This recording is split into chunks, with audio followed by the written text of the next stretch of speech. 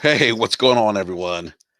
I'm doing a impromptu rap rant here because something popped up on my Twitter feed, probably about half hour ago, revolving Modern Warfare, or the new Call of Duty Modern Warfare that's coming out this October. And you know, if you've played the previous Modern Warfare games, it's funny. I'm looking at a poster I have framed up in my man cave here of Call of Duty Modern Warfare 3. And I remember that poster coming. It's a double-sided poster. One side has the box art cover of Call of Duty Modern Warfare 3, and then the other has a Time magazine cover page featuring the antagonist in Call of Duty Modern Warfare 3 and some of the things that were happening in terms of the storyline in Modern Warfare 3 and that Time magazine cover. So, Call of Duty as a franchise, the Modern Warfare franchise has always kind of blurred that line between, reality and it's kind of skirted that a little bit with its presentation of modern day combat and conflict. You could definitely draw a lot of with the previous Call of Duties. A lot of the conflicts were very similar and kind of hit home to things that were going on at the time when the Modern Warfare series came out in 2007. And this one's doing the same. I mean, it's definitely it's a reboot of the Modern Warfare franchise, and what they're doing is basically taking the events that we see today and incorporating that into the story. And again, they are skirting that line of reality, kind of blurring that line of reality and how they present modern warfare as it happens today. And if you guys remember the big controversy over Modern Warfare 2 was the Russian mission, the No Russian mission, where you went to an airport and you shot civilians. You went in there and you were shooting civilians, and it really it sparked a lot of controversy. I believe, if I'm not mistaken, that Infinity Ward eventually patched that mission, where before the mission started, it gave you the option and said, "Look, some of the effect of what you're about to do is pretty intense. Can cause you to feel upset or whatever." Just shooting off the hip here. I don't remember exactly the words, but kind of give the option to either play it as they intended you to play it, or um, I think maybe skip the mission, or it not be as violent, or I don't remember what it was, but I think, and my memory serves me correct. I think they did they did patch this. So um,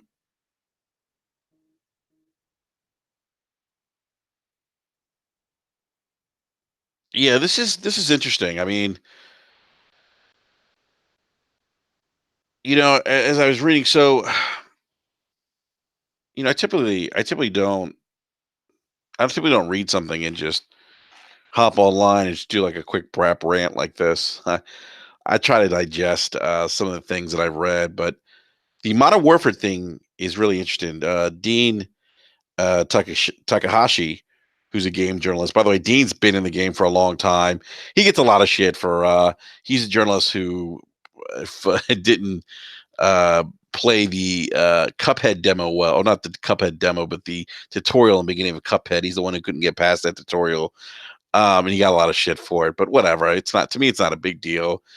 Dean's been in the game a long time, and Dean is somebody who actually wrote a great book about the making of the original Xbox. I think was published like 17 or 16 years ago.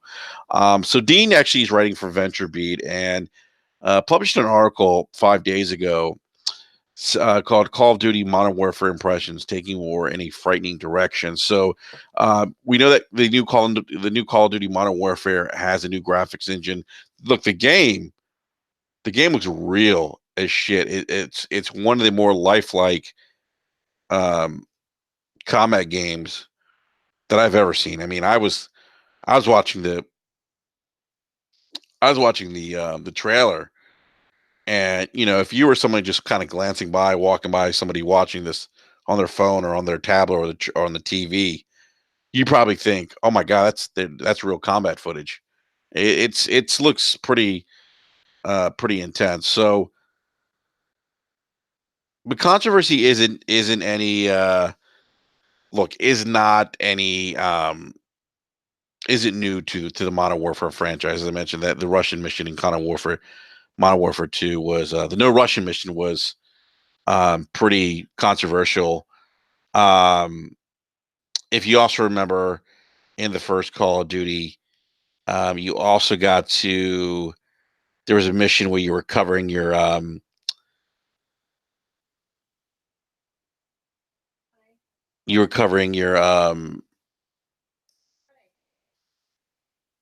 hold on a second, my wife's calling me. I'm gonna have to mute for a sec.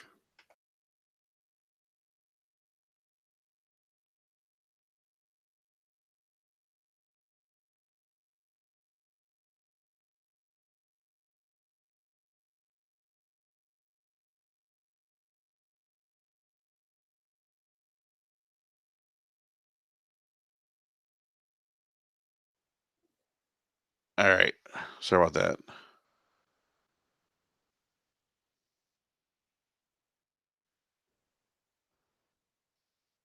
All right. So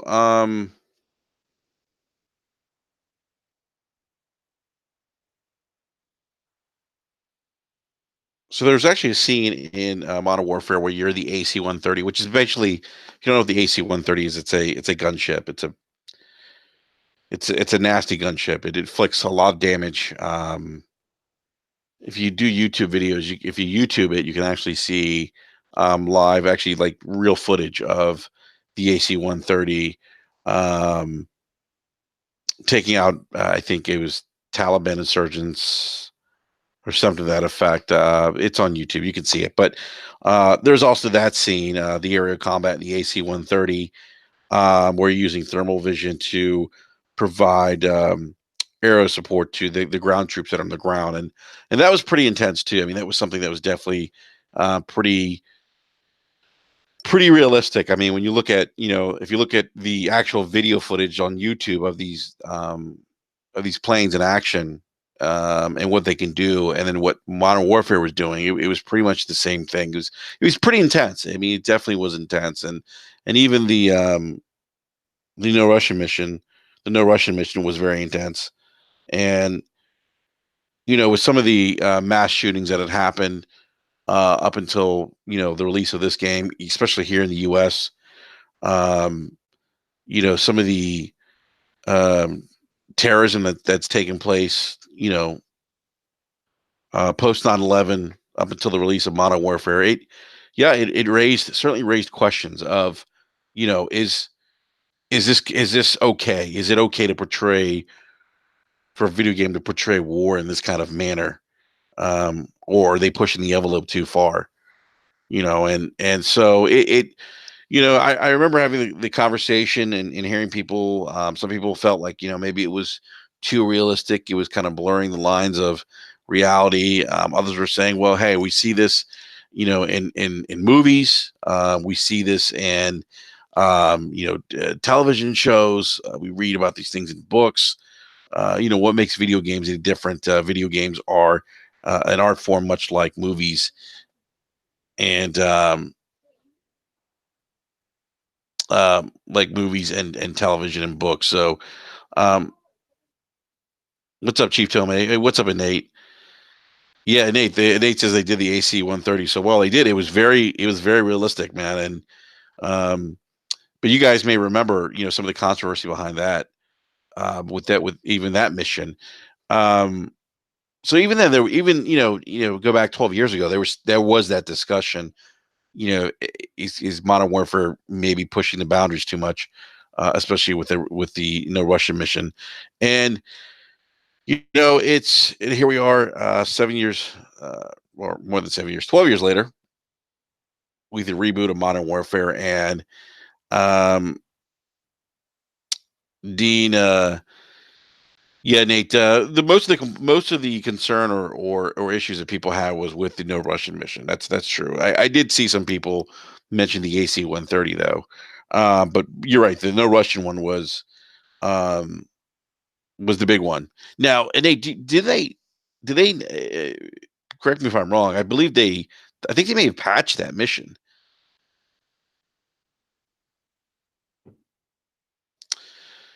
So, Dean Taka, I can't pronounce his last name. I'm sorry, guys. Takahashi, Dean Takahashi. I'm gonna get his last name right. Okay, yeah. Nate says they gave you the ability to skip it if you wanted to. That's that's what I remember. I remember you being in an elevator and being prompted to either go forward with the mission or skip it if you wanted to. And I think that's something they patched in. So, Modern Warfare releases October 25th of this year. Dean Takahashi actually went to Infinity Ward, where the game was demoed. He did not play the game hands on. They were developers at Infinity Ward that played the game, and there was a couple missions that they played.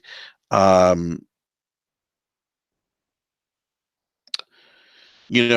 he even said, he mentioned some of the vision of the studio directors, um, that they really wanted to. They really took into account a lot of the. Um, they knew that a lot of maybe some of the players more recently of this console generation didn't play the previous Modern Warfare game, so they wanted to kind of reimagine the game and you know kind of bring it more up to speed with current events in the world that we're living today. And they say that in today's and they mentioned that they done a lot of research to um, with what players wanted, with the kind of uh, the kind of conflicts that are currently going on in the world today, and they wanted to kind of project that into this game. And one of the things that the studio director Taylor Kurosaki said is that, and in quotes, he says, "The battlefield has never been less defined. Enemies more often than not do not wear uniforms. That means collateral damage, civilians, is a greater part of the equation now than it ever has been. Those situations are what our heroes are up against." So he's bringing this element of. Chief Tommy says, "Sounds like a journalist desperate for clicks." Come on, man. I don't agree with that, Chief, at all. I think that, look, video games have a way of making people feel a certain way, like any other art form. And from what Dean saw, it made him feel a certain way, and he's expressing that. That is, in fact, a part of journalism, guys. Let's not forget that journalism isn't just reporting, "Oh, the sun is coming out today, guys, and it's going to be sunny and 75." No, there's other facets of journalism. Don't get me. You're gonna get me on my high horse again, Chief, about gaming journalist. Um, Nate in the live chat says, "I don't think they should shy away from whatever they agree upon as a studio." I can see that point too. So he goes on to say, "This is the most authentic and realistic game we've ever made." Taylor's a uh, oh, I'm sorry. Jacob Minkoff also commented and said that this is the most authentic, realistic game we've ever made. He said Taylor and I are storytellers. All we ever really want to do is make players feel something. And he says, "I remember playing the first Modern Warfare in the AC-3130 mission. The area of combat, you're firing down at enemies below. Thermal vision, there's no consequence. They cannot hurt you. All you're hearing is deadpans, lots of little pieces. That feeling I found profoundly uncomfortable. It felt too easy. I felt dishonorable, felt wrong, but I understood I was protecting my allies. I understood why the tactic is used in real life. It made sense. For the first time, I felt why it is emotionally uncomfortable. And then every time I saw it in the news from then on, I thought about that experience. That game made me think about the real world in a completely different way." And so he's talking about, um, That's a quote from Jacob Minkoff, who is the campaign director of Call of Duty Modern Warfare. He's talking about his first experience playing the first Modern Warfare and playing the AC-130 mission, and how that emotion, that experience made him feel something, and how it impacted his view of the world. So, they're taking their experiences from the previous Modern Warfare and they're incorporating into today's conflicts. And look, today's conflicts, I think they're pretty spot on. I mean, you know, I don't think this is particularly new per se with some of the combat scenarios that we've seen play out through the world since post 9/11 world, where often the enemy isn't necessarily wearing a traditional military garb. Often these are militias, or if you want to, terrorist organizations, whatever the case is. And you know if you've seen other movies, sometimes these individuals fighting are young men, women, children, that are fighting, and they're roping they're roping all this into what we see, um, into the DNA of this game. They want the player to really have an emotional connection to the game. They want the players to feel this complex, gray, not black and white, but kind of grays. Um, they really want the players to feel like this game is representative, from what we see in terms of news headlines, that it's relevant, that's relatable to a lot of the things that we see in modern conflicts today. And one of the first scenes that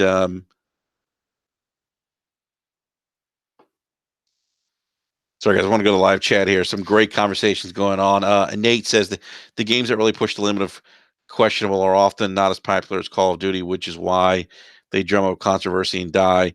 And Nate goes on to say, my honest opinion, if something bothers you to a point that you feel you have trouble functioning, at that point, you need to make an adult decision and step away. I think too often in today's world, we try to take away personal responsibility as far as decisions go. Um, I think you're making the right move. Modern Warfare is supposed to feel modern day. Sam Walton says, I personally like when video games portray real life, but I can understand how it can make people feel uncomfortable because it's too real." And I guess this is interesting. Sam, you bring up a point about feeling too real. I think the biggest difference between a movie and a video game is that the person that's watching a movie has no control um, over the characters' decisions or decisions they make in the game that may impact the narrative. They're not the ones that are kind of pulling the strings, if you will, while watching a movie. As gamers, when you're playing these games, it's almost you in that character. You're projecting yourself consciously, subconsciously, whatever the case is, onto that character as you're controlling their movement, their actions, and deciding how you want to approach a game, especially a game that may break off a linear path a little bit to give you or offer you the ability to make decisions that will have impact later on in the game. So um Dean mentions that one of the first scenes that they're shown is a terrorist attack in London. He says it involves a team of British SAS operatives. They're actually gathered in front of a townhouse, and in this townhouse they suspect that there's a terrorist cell there. And he says that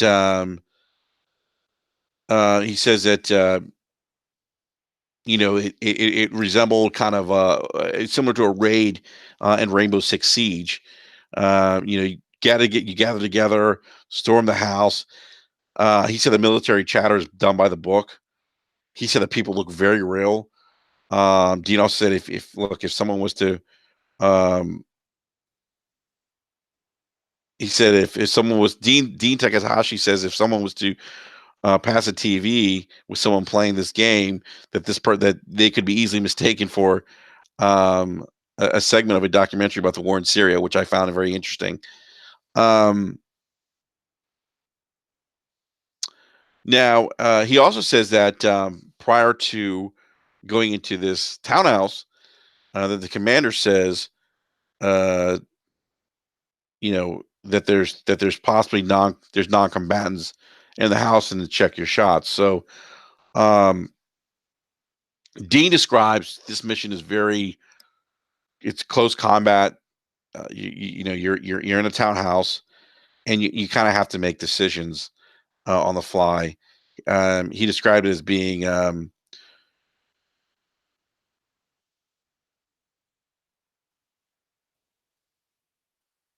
he's saying that that a lot of the terrorist fighters are mostly in civilian clothes, but those characters include both men and women.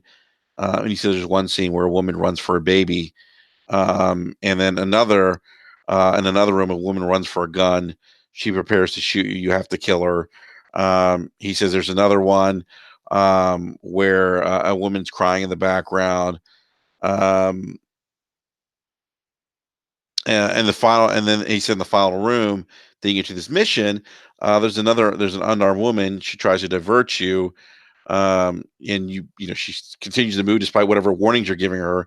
She grabs a bomb detonator, and you have to shoot her. So, you know, I I could see how that might make some people comfortable uncomfortable. Um, I it might make me feel comfortable. I haven't played the game yet, so I don't know what it's going to be like until I'm immersed in the game. So it's hard for me to kind of make that judgment call because my eyes haven't seen what Dean has seen, and so he's he's feeling a certain way about this game. And he also mentions that one of the other scenes that they shift to that was shown to them is that there's a demo in the new Call of Duty Modern Warfare, and this demo particularly shifts to the Middle East. And he says he believes it's probably Syria, but the game doesn't tell you that. He says that the scene it's a chaotic environment. You're buried under rubble. Your voice is of a child, and you see that you're a young girl. You're trapped in a building that's been blown up. Um, you make noises so people can hear you outside, and then slowly people are kind of digging you out, lifting the concrete blocks off of you, and there's he says there's what appears to be he says there's a woman lying next to you, which appears to be your mother. She's deceased, and then you find your father there. You start running home. There's a scene where Russian soldiers arrive, and they start launching gas canisters into other civilians and in the village that you're in. And then so you run inside your house. Your brother has closed the window, so you're there with your brother. Your father prepares an escape, but a Russian soldier comes to the house. Your father tries to reason with the Russian soldier, but the Russian soldier ends up gunning him down, and then the Russian soldier proceeds to hunt the children. So you are playing as a young girl, and you're running away from a Russian soldier. Do you say that like five times fast? You're running away from a Russian soldier who is trying to take your life, and it gets pretty graphic. Dean's describing a scene where the child grabs a knife, stabs the Russian soldier in the leg. The Russian soldier then shakes you off, starts to run away. You start running away. You escape through a hole. You do that repeatedly. Eventually, both you and your brother end up killing the soldier, and then one of you grabs his gas mask and you escape. You hold your breath and then you run off, picking up a second gas mask, and then you pass by Russian soldiers who are executing civilians. So, I mean, that's a pretty intense scene. I mean, again, I haven't played the game, so I can't say how I'd feel about that. But it's certainly at least for me, guys. And hey, by the way, it's okay if you guys disagree with what I'm saying here. I'm okay with that. BRAP is a open forum for discussion and for a sharing of ideas and opinions. So please, by all means, don't feel free to share your opinion on things that I'm saying, or if you have read the article by Dean Takahashi about Modern Warfare and you have opinions on it, please feel free to share it in the live chat. Um,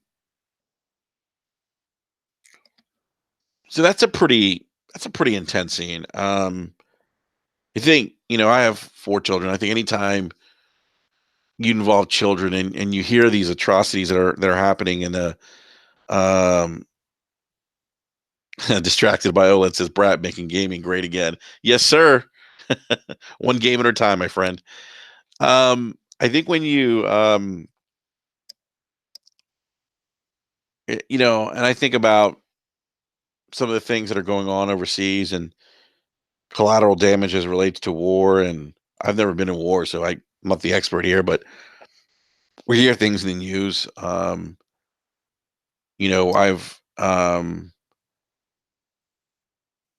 I watched videos of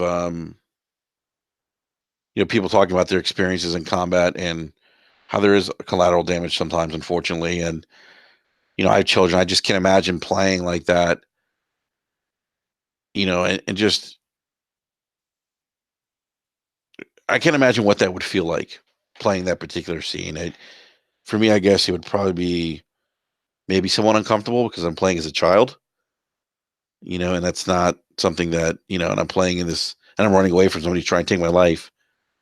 And then I'm seeing all these atrocities happening, things that we hear about in the news. Now we're seeing them. So, that may, um,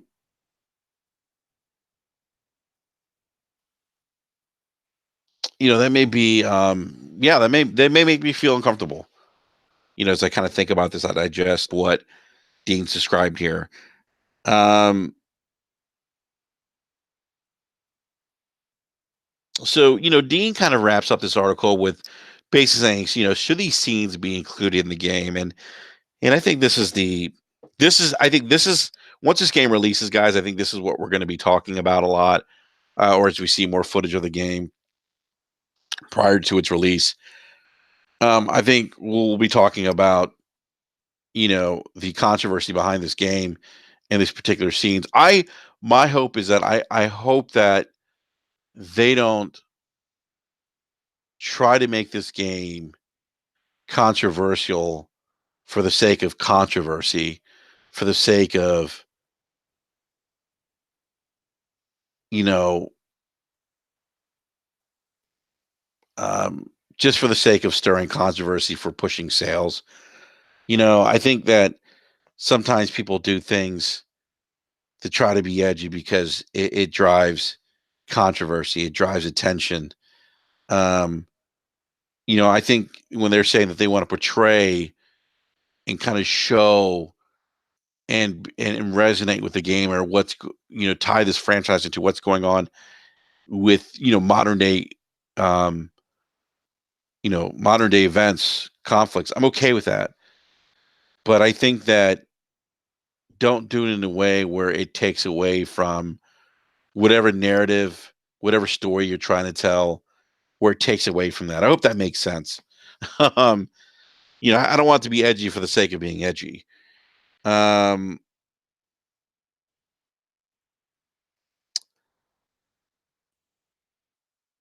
Obviously we've seen worse things in movies. I get that.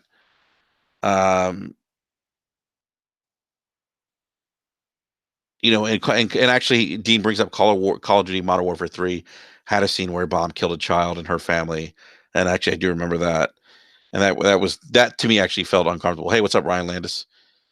Um, so basically, kind of Dean's. I kind of gave you summer up Dean's feelings on this new Call of Duty Modern Warfare and what he saw the demo of the game. Uh, Dean says that his reaction is that the developers shouldn't not that he doesn't feel that developers should censor themselves, or someone else should censor them. Dean saying that his question is about choices, and he's saying, hey, should we make this kind of game? You know, we can make it, but should we? Should we, include this kind of content, which, yeah, we can see in movies or books, but should it be in a video game? Should this level of violence be depicted in a form of art? Um,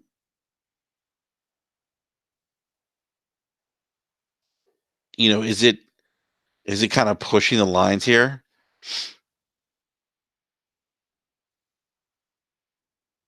I mean, and I think he brings up, interesting, points. And I think one of the things, yeah, Ryan Lance says maybe that game isn't right for Dean, and you know what, Ryan, you might be dead on, and that's okay. There might be some folks that this game, they're okay with, and there might be other folks that feel like, hey, you know what, maybe this game, the accurate portrayal of modern day conflict and war, maybe it's too real, or it's too or maybe it needs to be dialed back a little bit. And so, those are things that kind of Dean is asking, kind of that question. Um, and he brings up some interesting points with, the context with regards to social media. Dean says he thinks this game will give fuel to those who hate. And on one hand, he thinks some groups will be outraged that their people are branded as terrorists and enemies. He says that people will share snippets of this game on social media, that will take the violence out of context. He thinks groups of outraged lawmakers, parents, and non-gamers will turn their ear toward all of gaming. And he asked the question: if you're a game developer at the peak of your talents, why would you step into this lion's den? And I think that's a fair question to ask. I think that, obviously there's going to be some folks that are offended by the portrayal of, you know um, people in certain parts of the country or the world. I think that you're going to see, some of the, violence, that he mentions out of context. I think that you're going to see lawmakers, parents chime in. I mean, come on, I said this on the last rap rant yesterday. United States has an issue with gun violence. The United States has an issue with mass shootings. I said that yesterday in my rap rant, and people have tried to use, um, video games as a scapegoat as to why we have issues with mass shootings and gun violence. And this could potentially, open the gate for that level of criticism, to not just this game, but the gaming industry as a whole. So I think that's interesting. And he brings up I think this other point, this last point in his article. And you know what, guys, I will link the article here. Give me a sec here. I'll link in the live chat.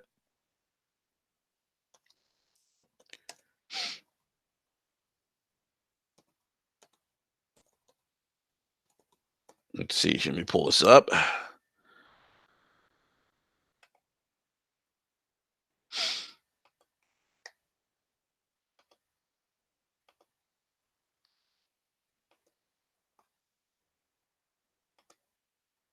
All right.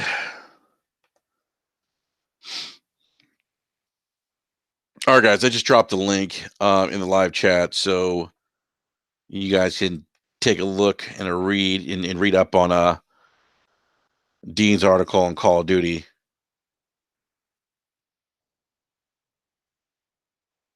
So he says, um, he's saying, as I mentioned, he's saying, if you're a game developer at the peak of your talents, why would you step into this lion's den? You would have to have a very good reason. And so far, I don't see it. So he doesn't feel like depicting some of these, scenes, and how graphic they are in nature and how intense they are, um, just for the sake of doing it, really doesn't do anything for the game and potentially the industry. His final conclusion, and I thought this was interesting, was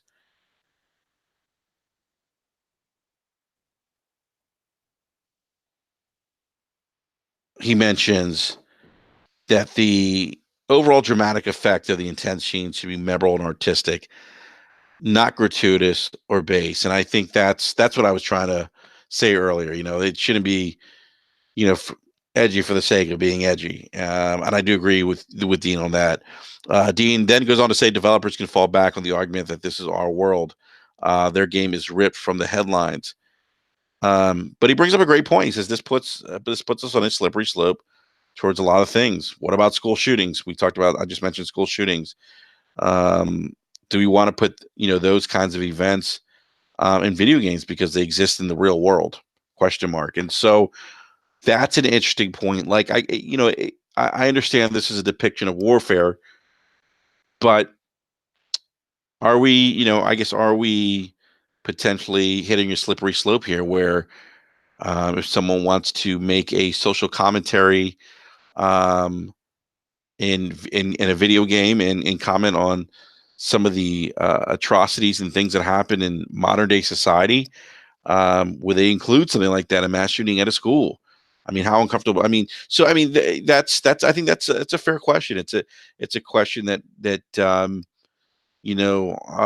people should think about. I could tell you if there was a video game that it had a scene or anything related to school shootings, it's not something I would play. I would find that to be done in poor taste. Um, I just think I do think personally there's certain topics, subjects, things that are just off limits, and that's just my opinion. I think that there's people who had suffered um, a lot of hurt and pain, and I relate that to the school shootings. I think maybe out of respect for those individuals, there's probably some of those things that should not be um, depicted in a video game um, or even a movie for that matter. But that's my opinion, guys. So definitely look look the game is October 25th has an October 25th release date, and it's already stirring up some controversy here. So I do think that the controversy at the end of the day is probably going to help push some sales for this game. Um, I do know Infinity Ward's under the gun here to put out a game that's going to perform well. I hope they're not doing things to make this game controversial for the sake of just pushing sales. Um,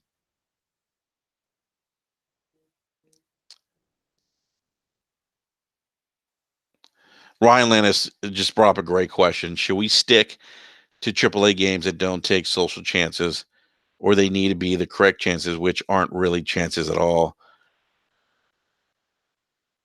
Um, it's a great question, man. I don't know. Um, I don't know. I think that's something Ryan. That is seriously that is a great question. Um, and I'm going to read it again because I'd really, for those of you guys who are going to listen to this podcast later, I definitely would, love to hear your comments in the comment section below. And again, what the question Ryan just posed in live chat is: should we stick to AAA games that don't take social chances, or do they need to be the correct chances, which aren't really chances at all?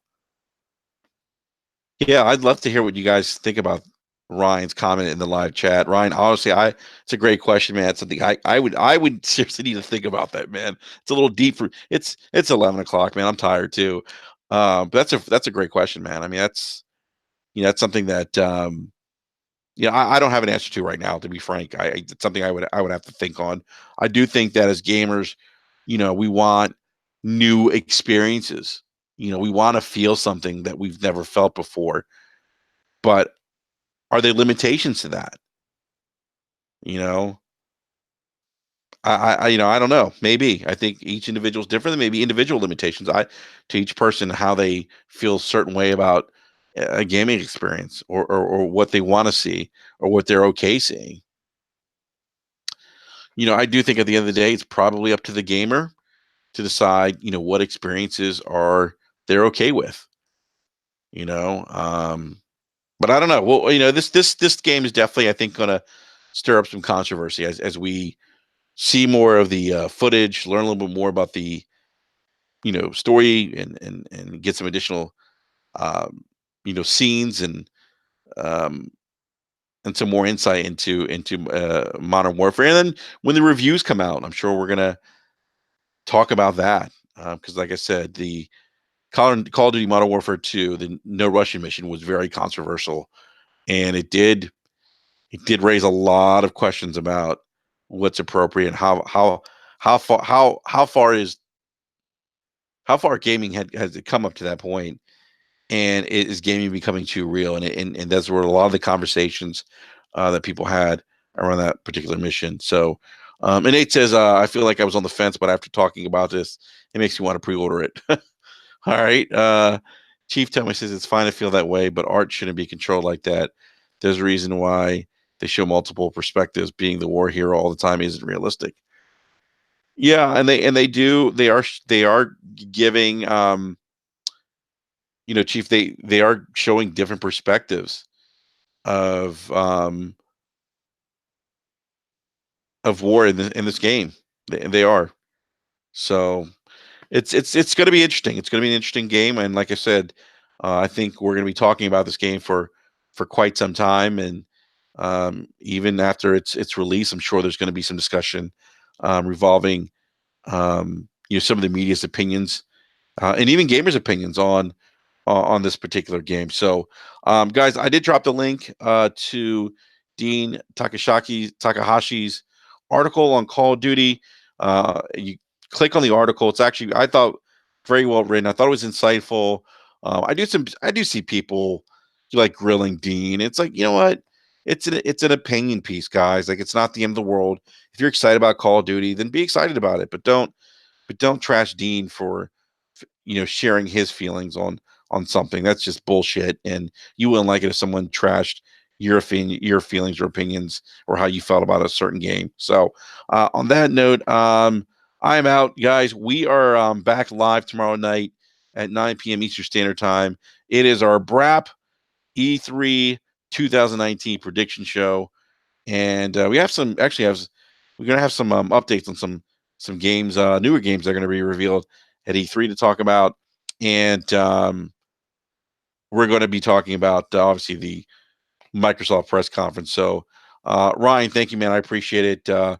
Big shout out to everyone in the live chat who stopped by to hang out with me, kind of at the 11th hour here. I know I usually try to give everyone a little more heads up that I'm going to do a brat rant, but I read this article. I was like, I got to get online and talk about this because I thought it's a really interesting conversation to have. So, um, everyone, again, thanks for coming out tonight. Hit that like button, subscribe, and join us again tomorrow night, 9 p.m. Eastern Standard Time. We are going to have a special guest tomorrow night. We're going to have Lord Cognito from the Iron Lords podcast.